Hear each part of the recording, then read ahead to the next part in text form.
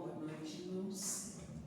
Vamos fazer uma leitura do livro Vinha de Luz, de Francisco Cândido Xavier, pelo Espírito Emmanuel, para ir preparando o ambiente para a palestra doutrinária da nossa Bárbara para a noite de hoje. Operemos em Cristo. E quando fizerdes, por palavras ou por obras, fazei tudo em nome do Senhor Jesus, dando por Ele graças a Deus e Pai. Paulo, Colossenses 3,17.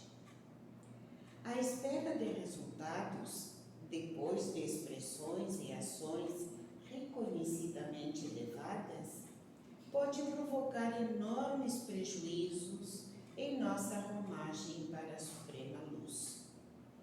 Enquanto aguardamos manifestações alheias de gratidão ou melhoria, somos suscetíveis de paralisar nossas próprias obrigações, desviando-nos para o terreno escuro da maledicência ou do julgamento precipitado. Quanto seja possível, distribuamos o bem, entregando nossas atividades ao Cristo, divino doador dos benefícios terrestres. É perigoso estabelecer padrões de reconhecimento para corações alheios, ainda mesmo quando sejam preciosas joias do nosso escrínio espiritual. Em nossa expectação, ansiosa por enxergar a soma de nossos gestos nobres, podemos parecer egoístas, ingratos e maledicentes. Copiemos o pomicultor sensato. Preparemos a terra, auxiliando-a e adubando-a. Em seguida, lancemos ao solo sementes e mudas valiosas. O serviço mais importante caberá ao Senhor da vida. Ele cuidará das circunstâncias favoráveis no espaço e no tempo, desenvolvendo-nos a sementeira, ou anular-nos o serviço através de processos naturais, adiando a realização de nossos desejos, em virtude de razões que desconhecemos. O pomicultor equilibrado trabalha com títulos de sincera confiança no céu, ignorando de maneira absoluta se colherá flores ou frutos de suas obras, no quadro do imediatismo humano. Ampara-se, todavia, na providência divina e trabalha sempre a benefício de todos. Cumpramos assim nossa tarefa, por mais alta ou mais humilde, operando invariavelmente em nome de Jesus. Junto dele, sejam para nós a glória de amar e o prazer de servir. Bom, com esta leitura, nós damos início à palestra doutrinária da noite de hoje, pedindo a proteção de Deus, de Jesus, que os nossos amigos espirituais estejam conosco, para que nós possamos aproveitar o máximo possível tudo que aqui será falado, que nós tenhamos ouvidos de ouvir, para que nada escape à nossa percepção. Com esse pensamento, vamos elevar uma prece ao nosso Pai, a prece que Jesus nos ensinou quando esteve entre nós. Pai nosso que estás nos céus, santificado seja o teu nome. Venha a nós o teu reino. Seja feita a tua vontade, assim na terra como nos céus. O pão nosso de cada dia, dai-nos hoje. Perdoa as nossas ofensas, assim como nós perdoamos a quem nos tem ofendido. Não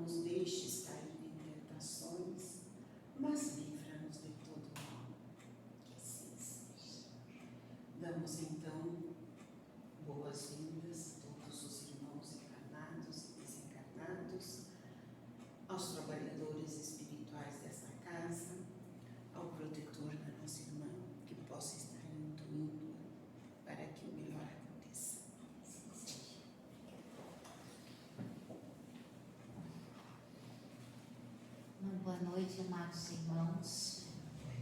Boa noite. A espiritualidade não brinca em serviço, né? Olha a mensagem que foi lida já na abertura. E nós sabemos que não estamos aqui ao acaso. Com Deus não existem acasos, não é verdade?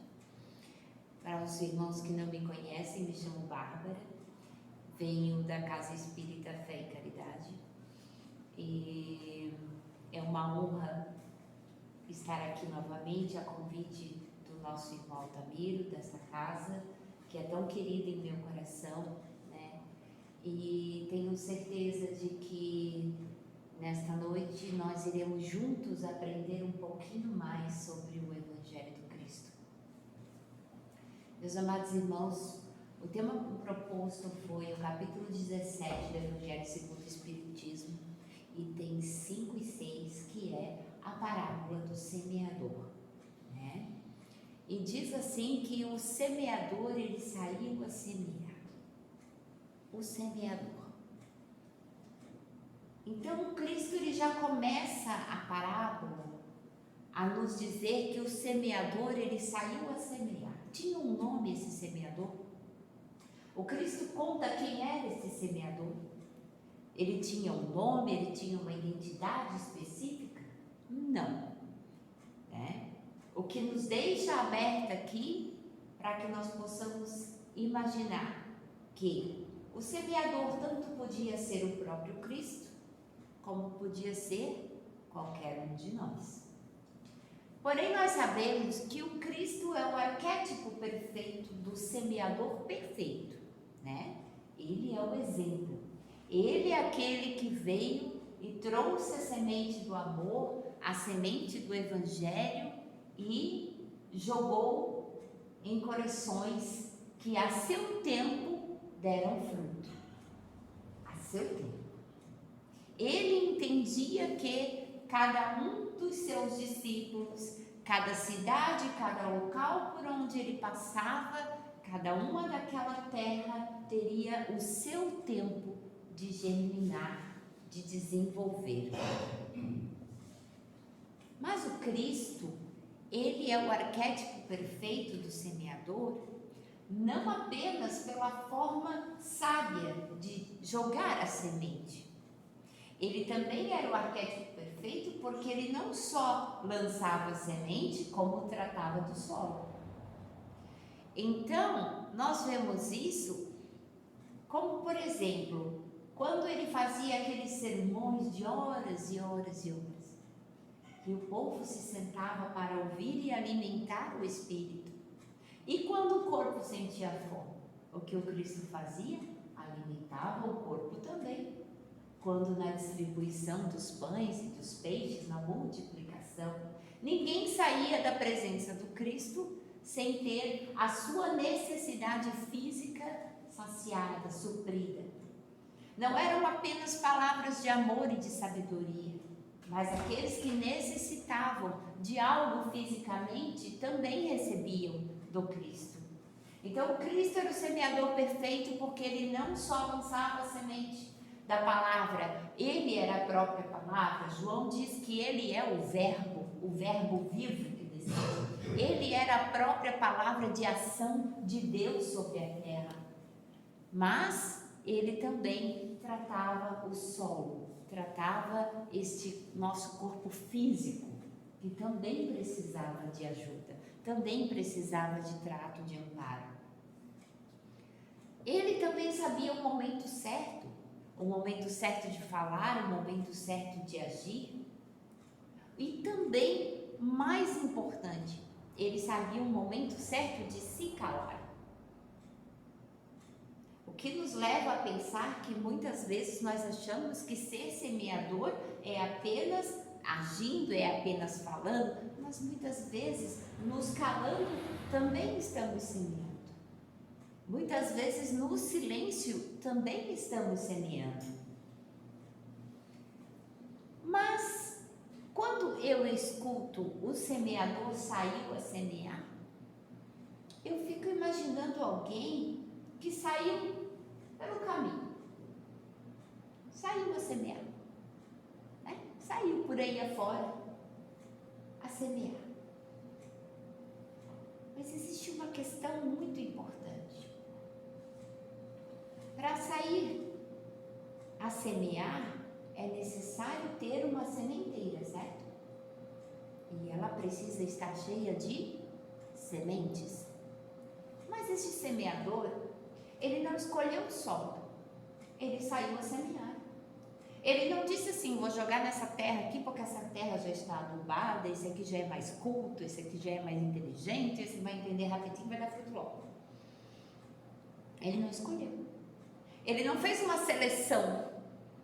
Ele disse, olha, vou jogar aqui em tal lugar porque eu acho que aqui vai ser melhor. Aqui não, esse aqui não. Essa terra aqui é perda de tempo. Não. Esse era um semeador muito generoso. E quando ele diz, ele saiu, sair significa no verbo de ação. Ele teve uma ação, ele saiu. Ele decidiu levantar e ir. Então, quando nós decidimos nos levantar e ir, o que significa essa nossa ação?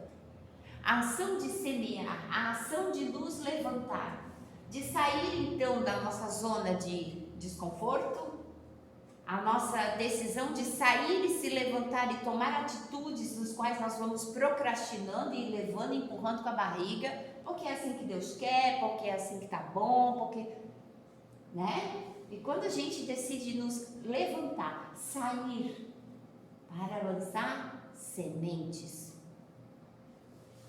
Bom, e quais são as sementes que nós temos trazido na sementeira do nosso coração? Porque o Cristo diz que a boca fala do que está cheio o coração. Se a boca fala do que está cheio o coração, eu estou semeando pelo caminho, pela jornada da minha vida, aquilo do qual está cheio o meu coração. E então, quando alguém fala alguma coisa que me fere, que me toca, que bateu, que veio ao encontro de algo que já estava aqui, aí eu quero dizer assim, mas é culpa dele, ele me tirou do sério. É tudo culpa dessa pessoa. Mas não é. É porque o meu coração já estava cheio. Ele simplesmente transbordou. Não é verdade? E quando isso acontece com o outro? Será que nós também temos essa sabedoria de olhar para aquele solo daquele coração e entender que simplesmente transbordou o que já estava lá dentro, que não tem nada a ver com a gente? Que aquele transbordar não fomos nós que causamos, já estava, aquele solo já estava nessa situação. Aquele coração já estava a ponto de transbordar. Será que temos essa caridade de olhar com amor para aquele coração, para aquele solo e dizer como Cristo, vamos tratar esse coração, vamos tratar esse solo? Olhar com um olhar de indulgência, de benevolência para com o próximo, que é o que nós aprendemos com a doutrina espírita, o verdadeiro significado da caridade? Bom, meus irmãos,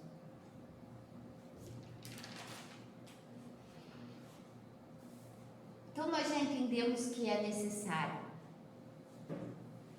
o semear, a escolha das sementes. Nós não escolhemos o solo, mas nós precisamos não só semear, como também tratar o solo. Não é verdade?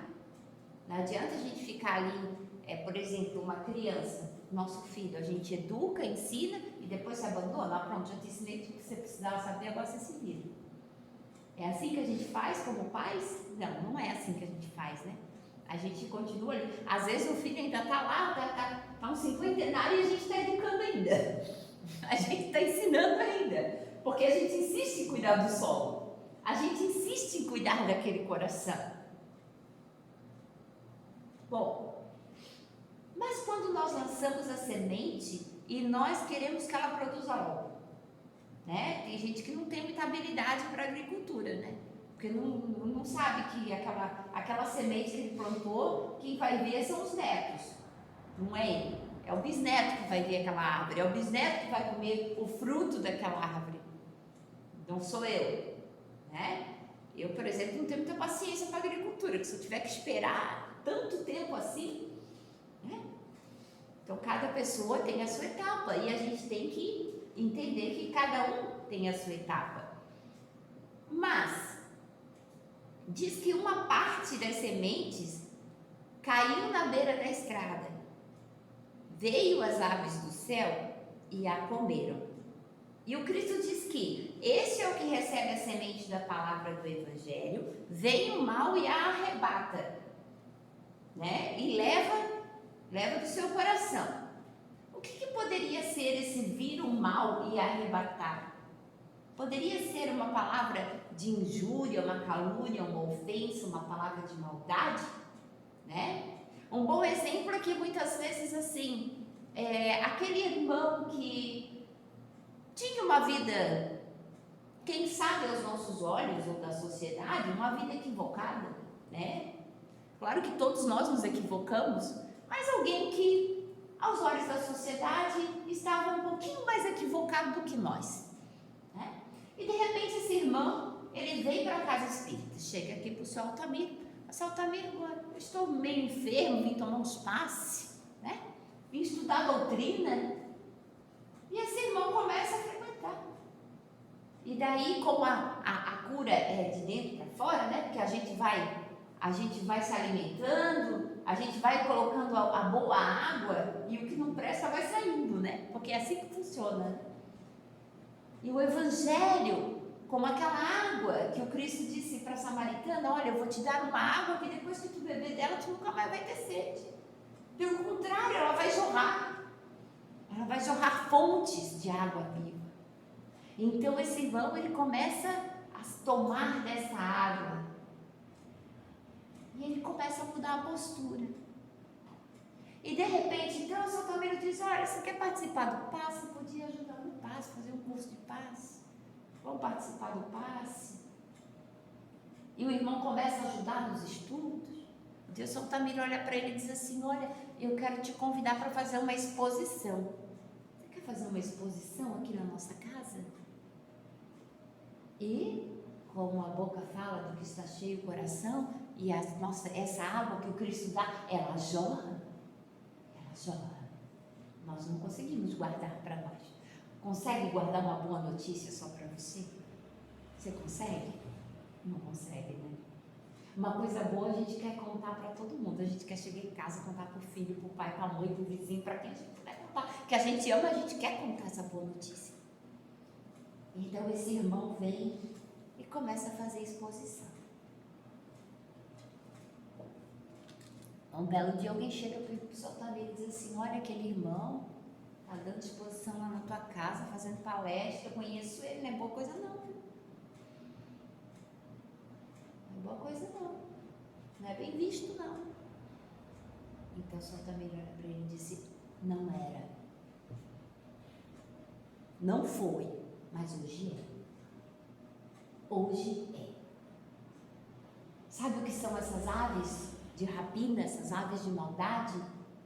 São essas palavras que começam a colocar em dúvida a capacidade do outro de germinar. Porque a semente, para que ela possa germinar, ela tem que morrer. E muitas vezes nós não damos para o outro a chance de morrer e germinar. Porque muitas das vezes as pessoas, ou nós mesmos, queremos que o outro esteja bem, mas não melhor do que nós. Ou muitas vezes não damos a ele a chance de mudar, a chance de se melhorar. E todos nós somos espíritos perfectíveis. Ou seja, estamos destinados à perfeição. Esse é o nosso destino. Não somos perfeitos ainda, mas pelo nosso esforço e vontade podemos sim galgar esses degraus. Bem, meus irmãos, essa é a ave de rapina. Aí aquele irmão que acabou de chegar faz um mês aqui, você vai dar ouvido para essa esposa?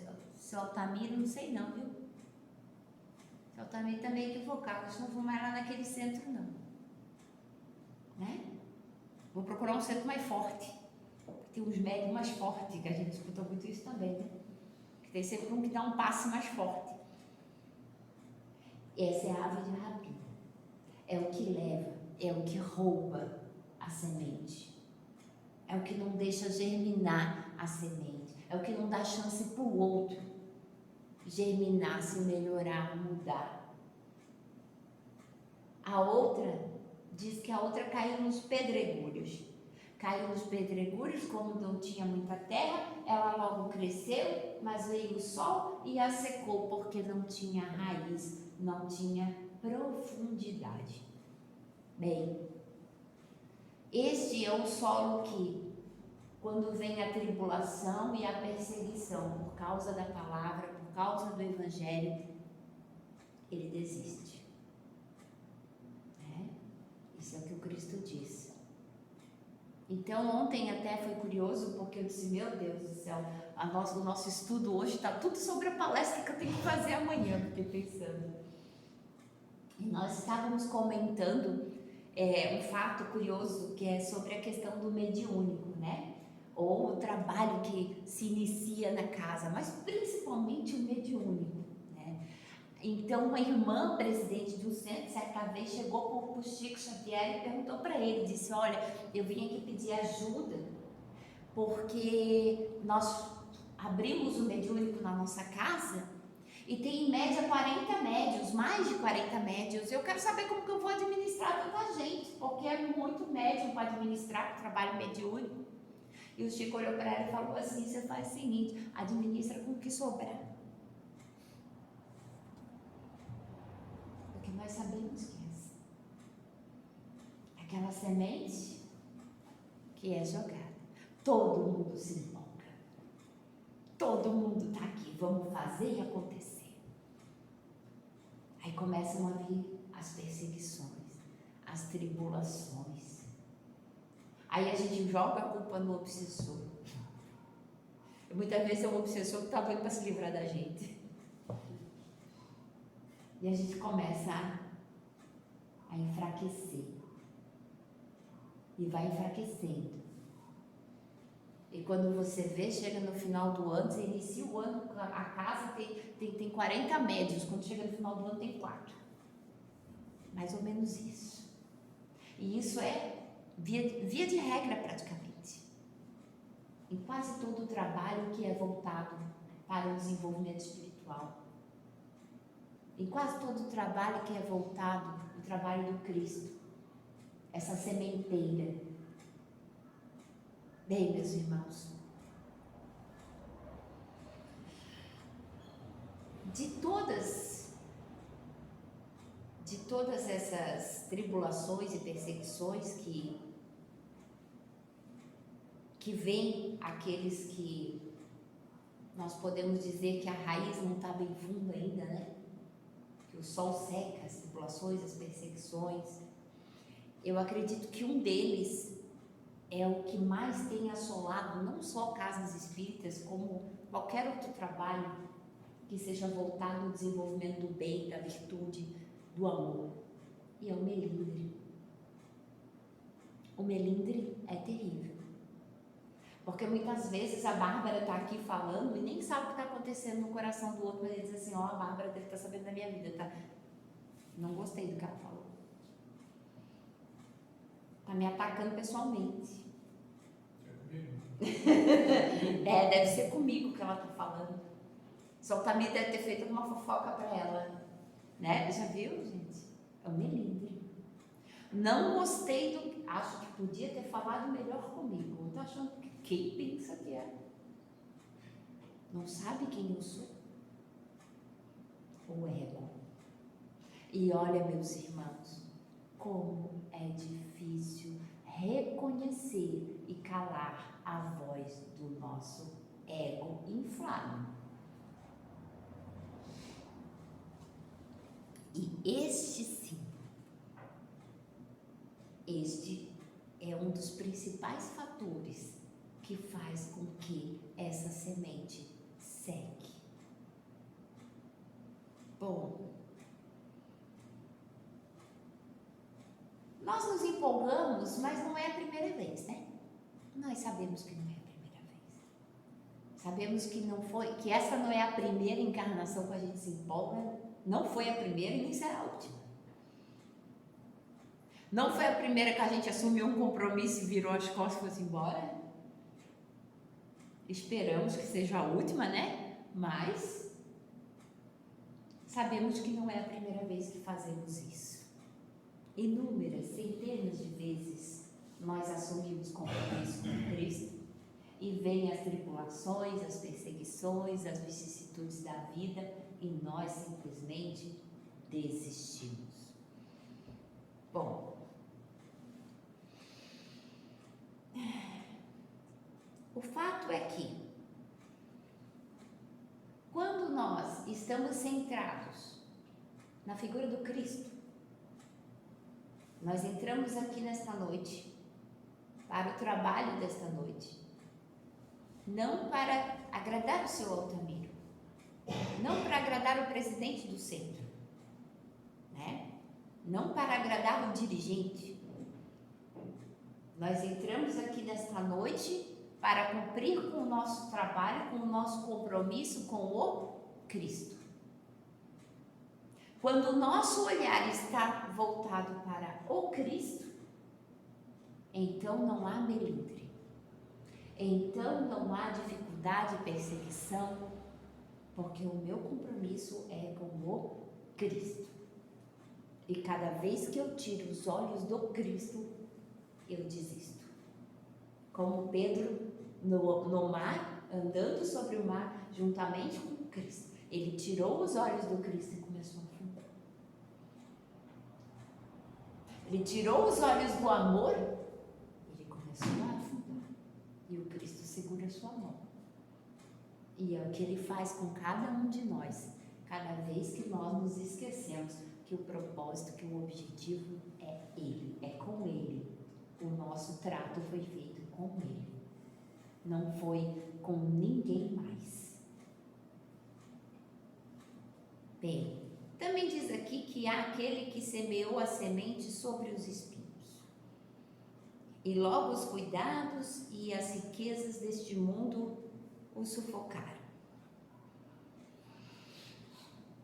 São aquelas pessoas que vêm para a casa espírita em busca do maravilhoso, do sobrenatural, né? Kardec diz assim que pode ser comparado, essas terras podem ser comparadas às diferentes categorias de espíritos. É o que nos diz aqui na nota de Kardec, né? Então são aquelas pessoas que elas vêm em busca de uma carta psicografada, de um milagre, né? Em busca de uma cura, e ao receberem elas se tornam frias e indiferentes. E se não receberam também vão continuar sendo incrédulas. Isso não as comove, não vai fazer diferença nenhuma na vida delas, né? Estavam ali somente por uma curiosidade, para satisfazer a sua imaginação, para satisfazer o seu desejo de saber como é. Apenas isso. Bom, ou então aqueles que acham muito bonito tudo que se diz na casa espírita. Ai, é muito lindo. Gente, como é linda essa filosofia espírita. Eu acho lindo, acho maravilhoso, mas para aplicar para o meu vizinho, para minha sogra, para o meu marido, ou então eu sento aqui, escuto uma palestra maravilhosa, talvez não seja o caso de hoje, né, assim, mas escuto uma palestra maravilhosa, e enquanto eu escuto a palestra eu fico só pensando, ai, por que meu marido não está aqui para ouvir isso? Por que a minha sogra não está aqui? Como eu queria poder gravar e levar para ele.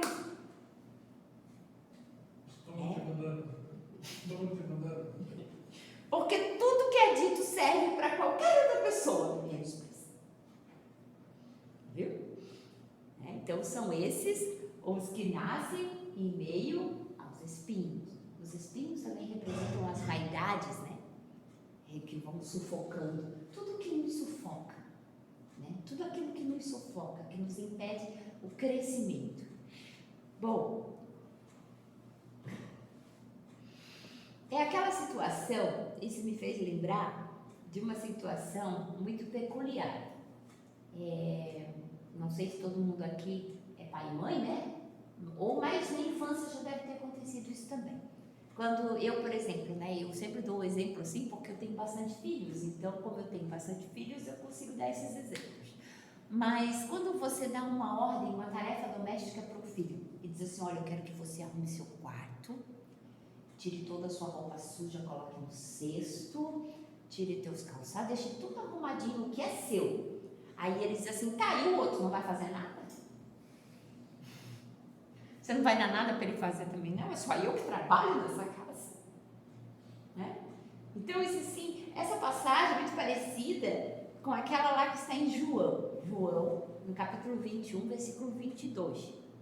E já era a terceira vez que Jesus aparecia aos discípulos após a ressurreição. Então, após a ressurreição, te apareceu algumas vezes, inclusive fez uma refeição junto com eles, que eles fizeram de conta que não sabiam, mas sabiam, intimamente sabiam que era o Cristo, né?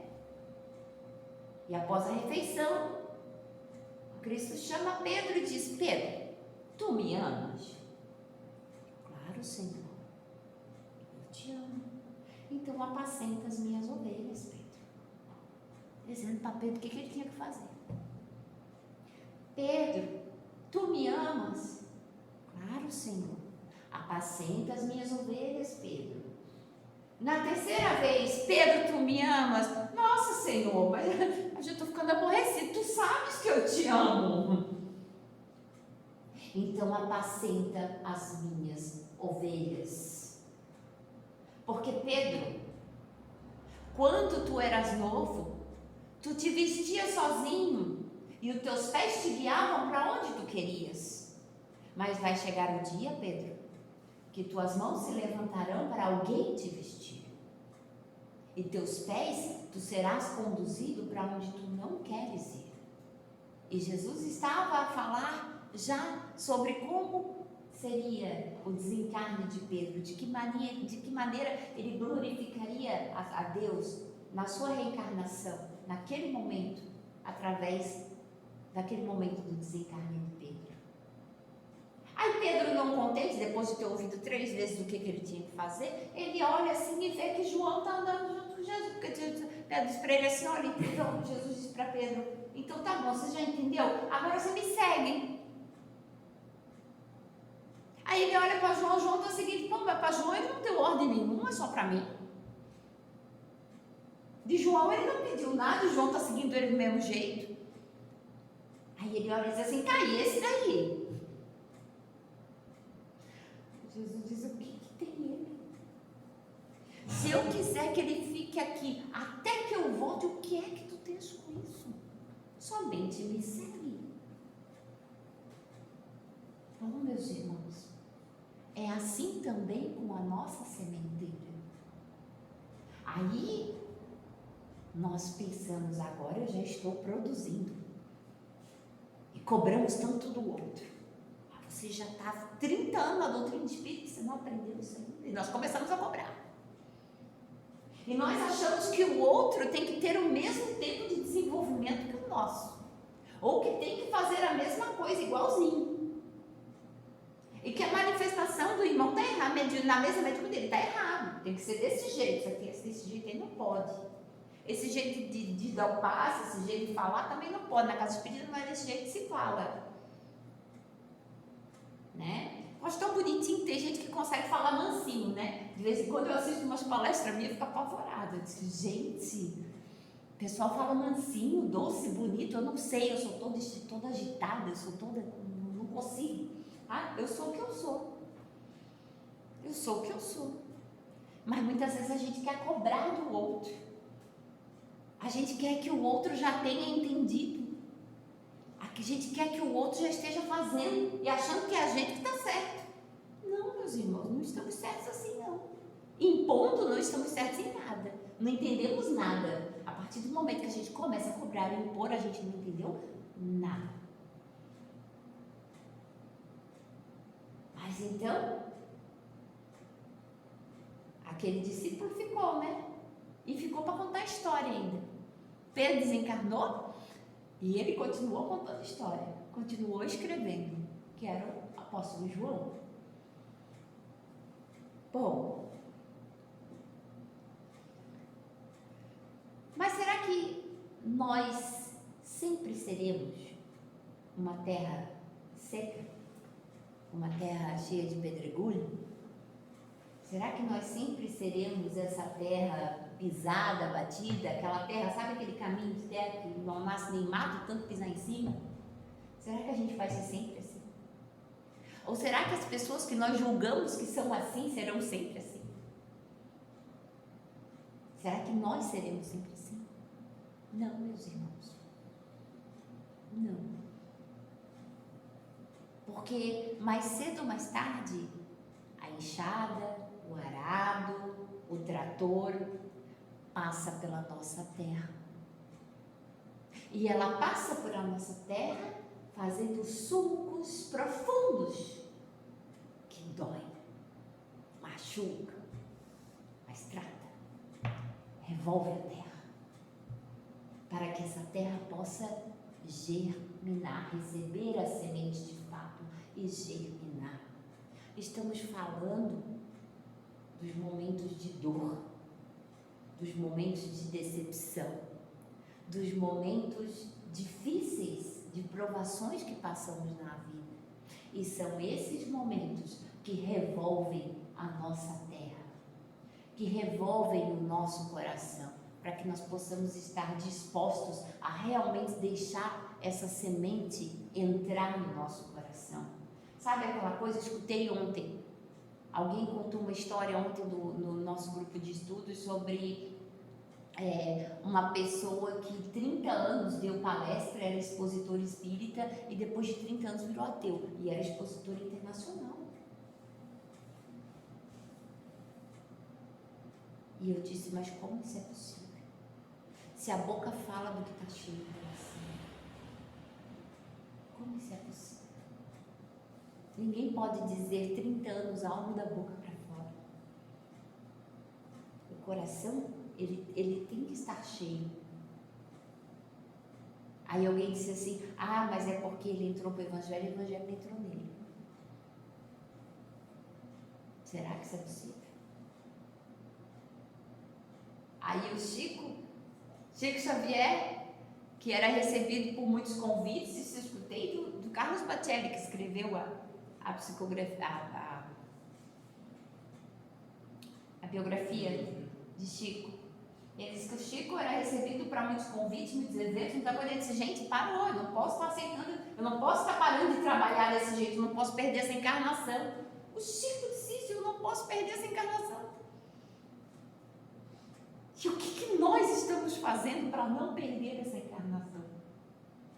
Quando muitas vezes nós estamos esperando a aposentadoria para começar a trabalhar na casa espírita. E às vezes desencarnamos antes da aposentadoria. Quando muitas vezes nós vamos para o centro espírita uma vez por semana e dizer assim, cumpri minha obrigação com Deus. Já fui lá, já ouvi a palestra, tomei passe, tomei água fluidificada, está tudo certo. Agora só semana que vem. Essa nossa educação religiosa é equivocada, de que achamos que estamos cumprindo com uma obrigação. O que nós estamos fazendo para não perder essa encarnação? A questão 167 do Livro dos Espíritos, em Pluralidade das Existências. Qual é o objetivo da reencarnação? Pergunta aos espíritos. Os espíritos respondem.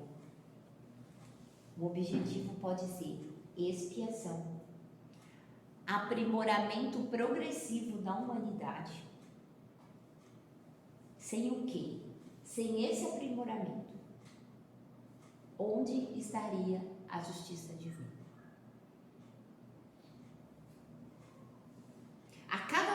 existência, isso é a resposta no item 168, dizem os espíritos, que a cada nova existência o espírito dá um passo no caminho do progresso. Somente quando ele está despojado de todas as impurezas é que ele não tem mais necessidade de reencarnar, de passar pela vida material.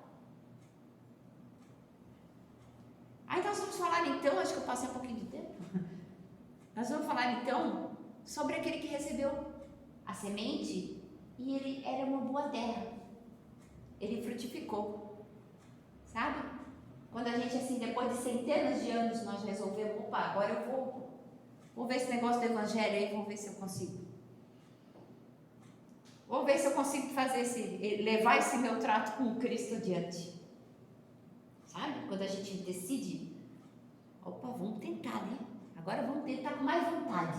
Vamos preparar a terra um pouquinho melhor. Não é verdade? Bom. Aí diz que ele recebeu a boa semente, né? Ele ouviu a palavra, deu fruto, frutificou 100 por 1, 60 por 1, 30 por 1. Então é 30%, 60%, né? E tem aquele que frutifica 100%, né? Bem raro assim, mas tem. Bom. Mas, e se eu não frutifiquei? E se eu não vejo frutos? Eu estou de coração aberto? Eu estou disposto? Acontece que toda árvore tem o seu tempo para dar fruto. E enquanto você acha que não está dando fruto, aí nós não percebemos que podemos estar sendo abrigo, podemos estar sendo sombra, podemos estar sendo um lugar de refrigério e descanso, sem perceber. Por quê? Porque essa terra está disposta a dar fruto. E então, sem perceber, alguém diz assim, mas gosto tanto de sentar e conversar com o Senhor Altamiro, olha, 10 minutos que eu converso com ele já fez diferença na minha vida, no meu dia. É sombra. É sombra.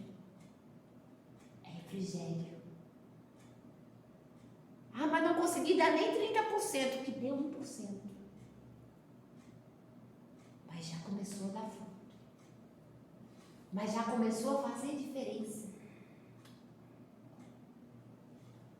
Na seara do Senhor, todos têm o seu lugar e o seu propósito. Dizia assim o salmista, que aquele homem que tem o seu prazer na lei, na palavra do Senhor, e nela medita de dia e de noite, ele será como o quê? Como uma árvore plantada junto ao ribeiro das águas. No seu devido tempo, dá o seu fruto. E cuja folhagem não murcha, e tudo quanto ele faz será bem sucedido. Assim é comparado o homem. Quando eu falo homem, eu falo humanidade. Que teme ao Senhor, que medita na sua lei, no seu mandamento, no seu amor, no Evangelho de Cristo, de dia e de noite. Na semente está todo o potencial de uma árvore, na semente. Porém, esse potencial se realiza no processo de morte e vida. Então, para que a semente germine, ela tem que morrer. Aí vem o broto. Nasce o broto, morre o broto e nasce uma jovem árvore. Essa jovem árvore morre, deixa de ser jovem e passa a ser uma grande árvore. E ela dá fruto, e o fruto vai vir a dar mais sementes. Jesus dizia assim que se o grão de trigo cair na terra e não morrer, ele se torna inútil, ele se torna só. Mas se ele morrer, ele germina. E dá muitos, né? Ele pode produzir muito fruto. Já dizia a canção de Almir Sater: cada ser em si carrega o dom de ser capaz e de ser feliz. Cada um de nós carregamos dentro de nós o potencial de ser capaz de ser feliz. A pergunta nessa noite é, meus irmãos, quantas laranjas tem em uma semente de laranja?